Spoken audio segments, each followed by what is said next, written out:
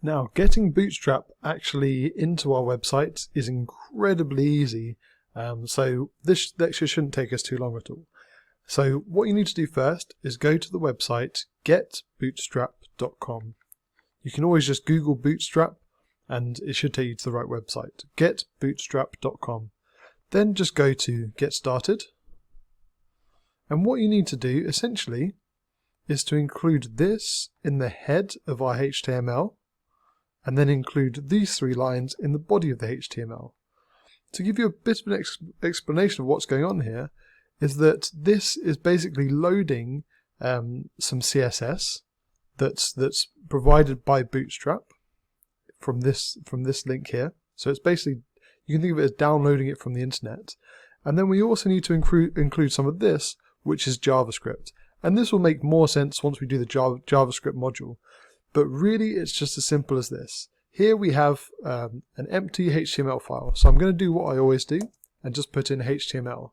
Now in the head, instead of doing what we usually do when we add our own CSS, which we can still do as well, we just put link and then we put the name of the CSS file here, right? So we're pretty much doing the exact same thing here. We're just adding this line of code. So if you've gone to Get Started, it's just the first thing here under CSS. Just copy that whole thing. And you just paste it in to the head like that. And then in the body, we just take these 3 lines of code. You can just click the copy button up here. And then you just add it to the bottom of your body. So just before the closing tags. And these are essentially doing the same thing, but instead of downloading some CSS, it's downloading some JavaScript. And then we can do whatever we want above this. Like, we can add our headers as normal, Bootstrap. Add our paragraphs, whatever. It really doesn't matter now. All that's important is that we include the link in the head section, and then these 3 lines that say script at the bottom of the body before the closing tags.